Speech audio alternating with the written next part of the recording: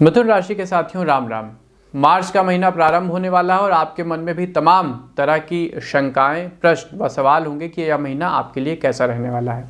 सबसे पहले तो होली की आप सभी को हार्दिक शुभकामनाएं। रंगों का यह त्यौहार आपके जीवन में आनंद, उमंग और सफलता के नवीन रंग भरने वाला सिद्ध हो।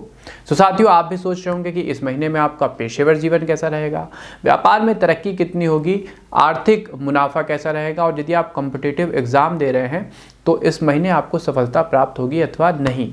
तो आपके इन प्रश्नों के साथ मैं शिवम उपस्थित हूँ आपके अपने विश्वसनीय मंच एस्ट्रोवेद आशीष के फेसबुक पेज, यूट्यूब चैनल और इंस्टाग्राम पेज पे मिथुन राशि का मार्च माह का संपूर्ण राशिफल लेकर के एक एक पॉइंट के बारे में डिटेल से बात करेंगे। शुभ अंक, शुभ रंग व आवश्यक उपाय भी जानेंगे जिससे आप अपने महीने की सकारात्मकता को, प्रोडक्टिविटी को ज़्यादा से ज़्यादा बढ़ा सके। तो चलिए बिना किसी देरी के अपनी चर्चा का हम श्री गणेश करते हैं। फैमिली लाइफ, पारिवारिक जीवन, यदि आपके या आपके परिवार के ऊपर पुराना कोई कानूनी केस चल रहा है तो इस माह उसमें समस्या आ सकती है और न्यायालय के चक्कर भी लगाने पड़ सकते हैं।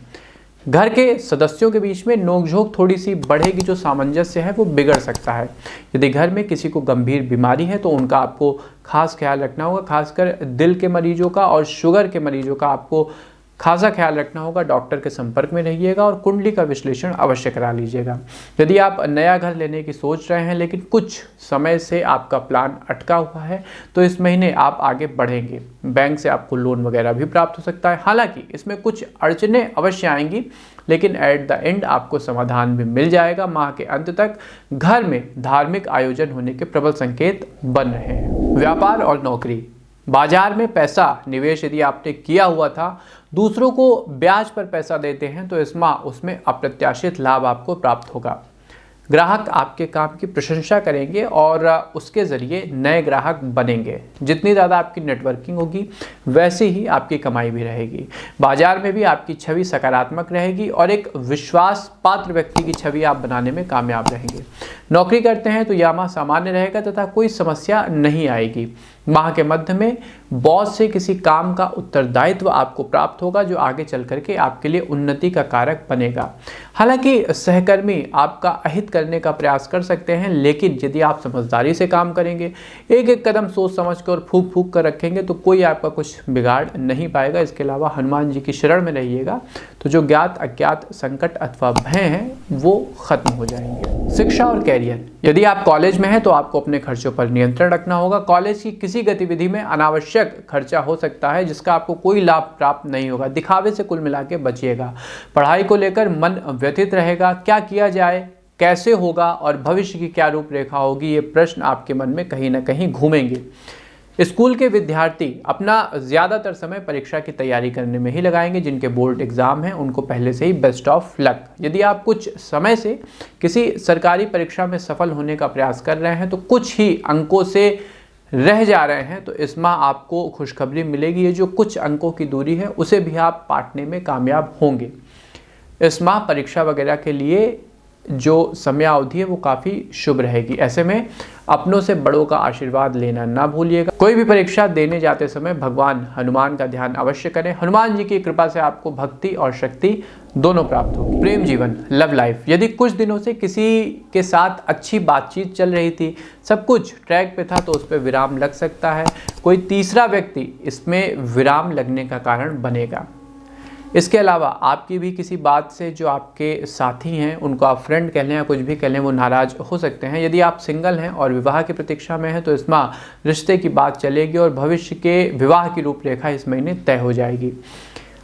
शादीशुदा जोड़े इस माह थोड़ा संभल कर रहें, एक दूसरे पर विश्वास बनाए रखें, क्योंकि कहीं ना कहीं परिवार में ही किसी रिश्तेदार को, जिसे हम तीसरा व्यक्ति कह सकते हैं, उसके द्वारा मतभेद के बीज बोने का प्रयास किया जाएगा। अतः गलतफहमी के बादलों से आपको बचना होगा।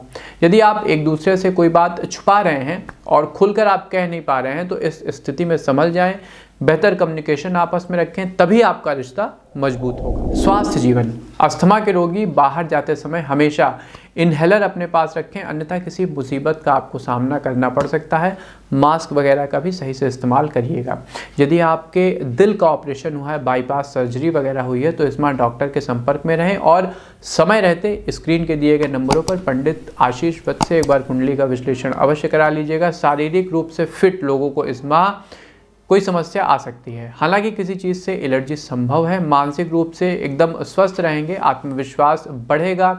यदि आप किसी काम को करने में अक्षम महसूस कर रहे थे या आपको ऐसा लग रहा था कि वो आपकी कैपेसिटी के बाहर है, तो इस महीने एक नई ऊर्जा का संचार होगा। माह के तीसरे सप्ताह में कोई आपसे द्वेष भावना रख सकता है जिसका आपके मन मस्तिष्क पर नकारात्मक असर पड़ेगा।